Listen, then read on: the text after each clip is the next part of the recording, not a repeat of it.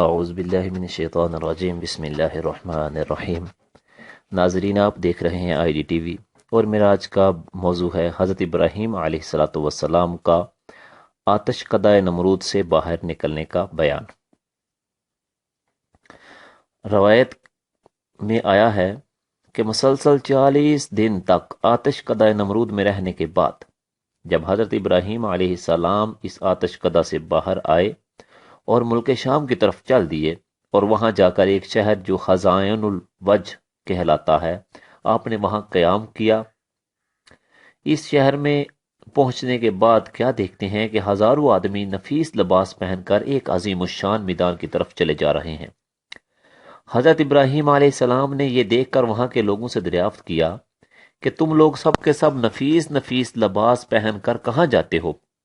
انہوں نے کہا کہ یہاں ایک بادشاہ کی شہزادی ہے، اور وہ صاحب جمال ہے، اور خیال یہ کیا جاتا ہے کہ اس جیسا آج سارے عالم میں کوئی نہیں ہے، اور ہر ملک کے بادشاہ اور شہزادے سب اس کی خواستگاری کرتے ہیں، اور وہ شہزادی کسی کو قبول نہیں کرتی، اور وہ یہ کہتی ہے کہ میں اپنی پسند سے شادی کروں گی۔ آج تقریباً 7 دن ہو رہے ہیں، لوگ برابر وہاں جاتے ہیں، اور اس کا طریقہ عمل یہ ہے کہ جب سب جمع ہو جاتے ہیں تو وہ شہزادی خود نکل کر دیکھتی ہے، لیکن پسند کسی کو نہیں کرتی۔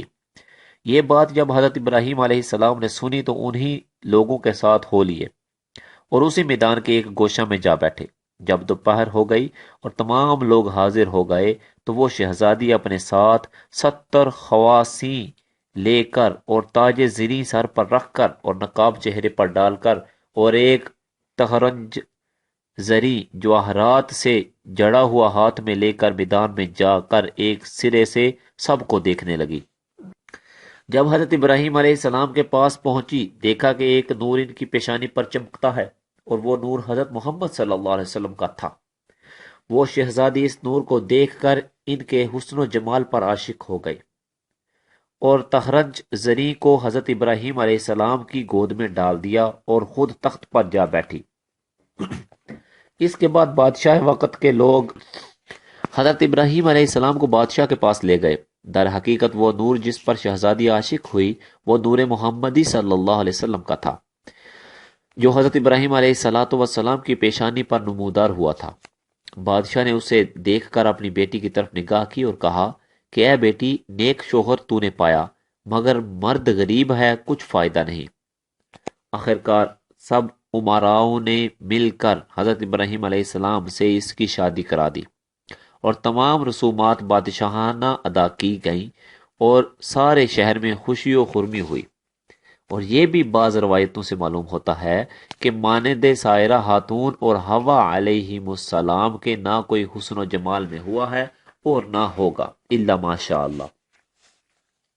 اور شادی کے چند ماہ بعد حضرت ابراہیم علیہ السلام نے ملک شام کی طرف جانے کا قصد کیا۔ سائرہ خاتون نے کہا کہ میں بھی تمہارے ساتھ چلوں گی، اور بغیر تمہارے میری زندگی محال ہے، لہذا مجھ کو بھی اپنے ہمراہ لے چلو۔ حضرت ابراہیم علیہ السلام نے فرمایا کہ تمہارا باپ تمہیں نہیں چھوڑے گا۔ سائرہ خاتون بولی کہ میرے باپ کی قدر تمہارے وجود کے سامنے میرے نزدیک کچھ بھی نہیں ہے، اگر چھوڑے گا تو فبہا، وگرنہ بے حکم اس کے تمہارے ساتھ چلی جاؤں گی، کیونکہ تمہارے بغیر زندگی محال اور وبال ہے۔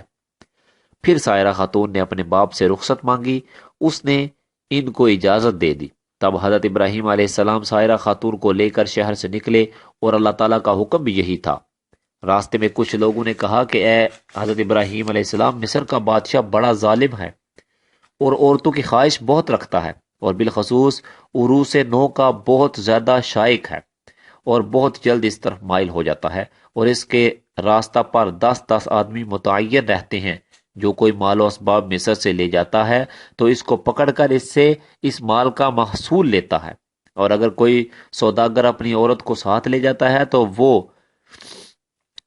اس عورت کو اس سے چھین لیتا ہے۔ یہ سن کر حضرت ابراہیم علیہ السلام اندیشہ کرنے لگے، کیونکہ حضرت ابراہیم علیہ السلام ناموس میں بزرگ تھے، اور سائرہ خاتون کے برابر حسینہ سارے جہان میں کوئی عورت نہ تھی، اور اس راہ کے سوا جانے کے لیے اور کوئی راستہ بھی نہ تھا۔ آخر الامر ناچار ہو کر ایک صندوق بنا کر سائرہ خاتون کو اس میں چھپا کر کفر لگا دیا، اور صندوق کو اونٹ پر کسوا دیا۔ جب شہر میں جا پہنچے تو مقصول والے آ کر صندوق کھولنے لگے تاکہ اس کی جنس کو دیکھ کر اس کے موافق اس کا مقصول لیں۔ اس پر حضرت ابراہیم علیہ السلام نے کہا کہ صندوق مت کھولو، اس کا مقصول جو ہوگا وہ میں دوں گا۔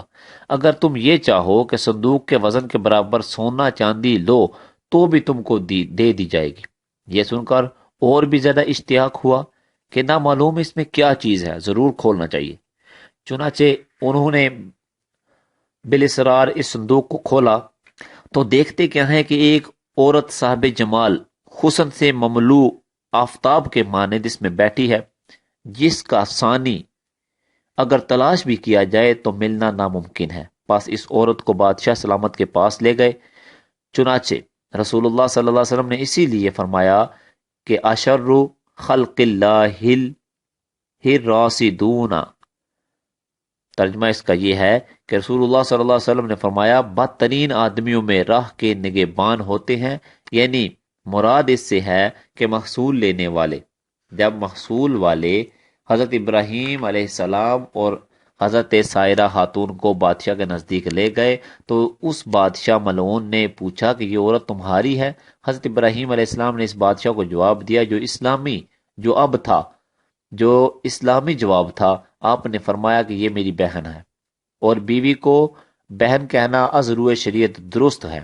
یہ جواب سن کر اس ملعون نے کہا تم اپنی بہن کو مجھے دے دو۔ تب حضرت نے فرمایا کہ وہ اپنی ذات کی مالک ہے۔ سائرہ خاتون نے کہا معاذ اللہ، یعنی پناہ مانگتی ہوں میں اللہ تعالیٰ سے۔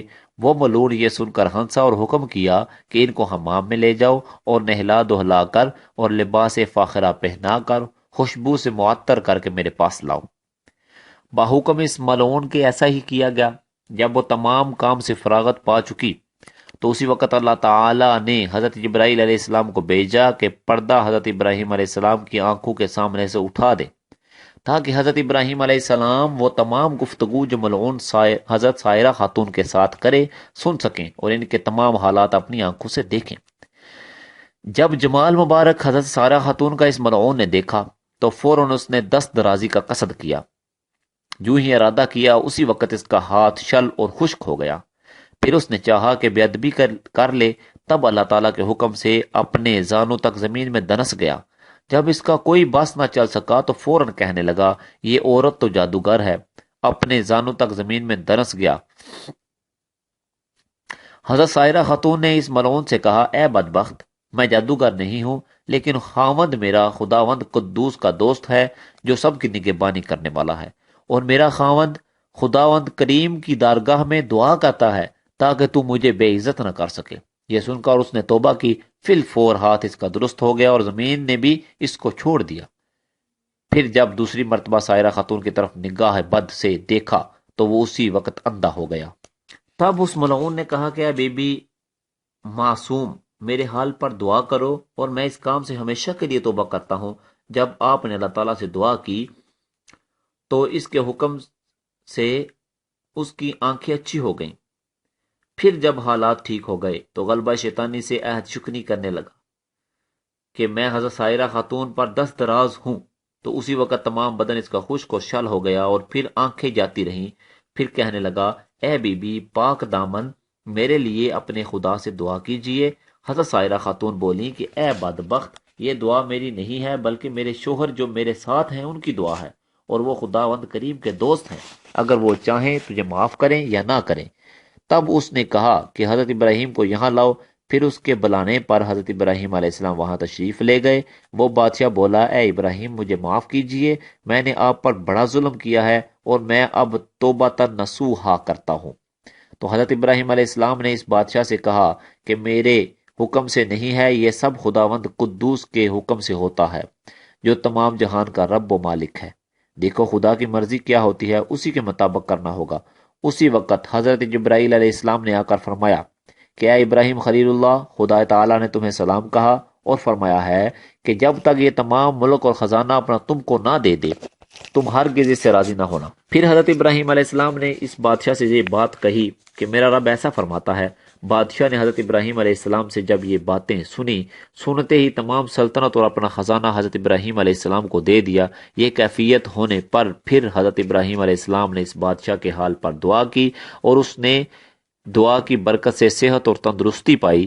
روایت کیا گیا ہے کہ حضرت ابراہیم علیہ السلام نے اس مملکت کے 2 حصے کر کے آدھا حصہ جو جانب کنعان کے تھا آپ نے خود لے لیا اور باقی جو حصہ بچا اسی کو واپس دے دیا۔ پس بادشاہ نے ایک صاحبزادی دوشیزہ نیک روح خوبصورت صاحب جمال لا کر حضرت سائرہ خاتون سے کہا کہ اے نیک بخت بی بی، میں نے تمہاری بے حرمتی کی کوشش کی اور میں نے تم کو دیکھ کر اندیشہ بد کیا، پس تمہارے عفو و معاف کے شکرانہ میں یہ بی بی ہاجرہ کو تمہیں دیتا ہوں، اور جو گناہ و تقصیریں مجھ سے معاف کیجیے۔ پس حضرت ابراہیم علیہ السلام سائرہ خاتون اور بی بی ہاجرہ کو لے کر کنعان کو چلے۔ راستہ میں حضرت سائرہ خاتون اپنا حال جو بادشاہ کے یہاں گزرا تھا وہ بیان کرنے لگی۔ حضرت ابراہیم علیہ السلام نے فرمایا، اے سائرہ خاتون، تم خاطر جمع رکھو، اب کچھ اندیشہ مت کرو، اللہ تعالیٰ نے اپنے فضل و کرم سے ہماری آنکھوں کے سامنے سے پردہ غیب اٹھا دیا، جو جو باتیں تجھ پر گزرتی تھی مجھ پر سب ظاہر ہو جاتی تھی، اور جو تم کرتی اور کہتی تھی سو وہ میں دیکھتا اور برابر سنتا تھا۔ اس کے بعد سائرہ خاتون نے بی بی ہاجرہ کو حضرت ابراہیم علیہ السلام کی خدمت میں دے دیا۔ الغرض حضرت ابراہیم علیہ السلام شہر مذکورہ سے نکل کر بیت المقدس کی طرف چلے گئے، جس کو فلسطین بھی کہتے ہیں۔ جب حضرت ابراہیم علیہ السلام بیت المقدس میں پہنچے تو حضرت جبرائیل علیہ السلام آئے اور آ کر فرمانے لگے، اے ابراہیم، زمین کی طرف جتنا دیکھو گے اتنا ہی فائدہ ہوگا۔ جب حضرت ابراہیم علیہ السلام نے زمین کی طرف دیکھا تو اس جگہ سے آب رواں جاری ہو گیا۔ پھر اس کے بعد دیکھتے کیا ہیں کہ نرم زمین میں میوہ دار درخت لگے ہوئے ہیں اور بغیر پانی کے فصل پیدا ہوتی ہے، اور سائرہ خاتون نے حضرت ابراہیم علیہ السلام کی خدمت میں بی بی ہاجرہ کو دے دیا تھا۔ ہاجرہ نام بھی اسی لیے ہوا کہ جب بادشاہ سائرہ خاتون کے ساتھ برا قصد کرتا تھا تو اسی وقت اس کا ہاتھ خشک ہو جاتا تھا۔ اس کے بعد اس نے توبہ کی اور حضرت سائرہ خاتون سے کہا کہ میرے پاس ایک خادمہ ہے، آپ اس کو اپنی خدمت میں لے جائیے کہ جس وقت میں اس سے برا قصد کرتا تھا اس وقت بھی ہاتھ میرا ایسا ہی خشک ہو جاتا تھا، اور نسلی اعتبار سے بی بی ہاجرہ حضرت رسول اکرم صلی اللہ علیہ وسلم کی دادی ہوتی ہیں۔ تو ناظرین، یہ تھا حضرت ابراہیم علیہ السلام کا آتش کدہ نمرود سے نکلنے کے بعد ملک شام کی طرف کا سفر۔ تو اللہ رب العزت جل جلالہ ہمیں انبیاء اکرام علیہم السلام کے نقش قدم پر چلنے کی توفیق عطا فرمائے، اور ہمیں انبیاء اکرام علیہ السلام سے الفت و محبت کی توفیق عطا فرمائے۔ وآخر دعوایا ان الحمد للہ رب العالمین۔